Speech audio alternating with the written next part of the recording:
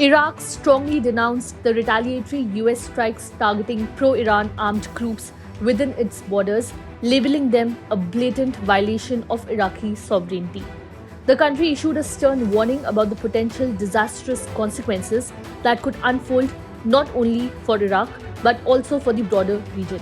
General Yahya Rasool, spokesperson for Prime Minister Mohammad Shia al Sudani, emphasized the impact on the security and stability of Iraq and its neighboring areas in response to the strikes conducted on Friday in western Iraq near the Syrian border.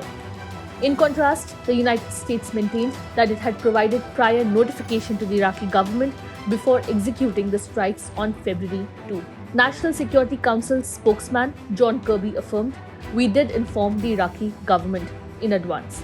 Additionally, in response to apprehensions about potential ramifications in the broader Middle East following the strikes that targeted numerous pro-Iran fighters, the White House emphasized that the US is not actively pursuing a conflict with Iran. Kirby reiterated, "We are not looking for a war with Iran."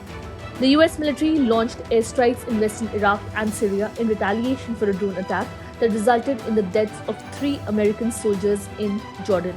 President Joe Biden stated that the response has commenced and will continue at times and places determined by the United States.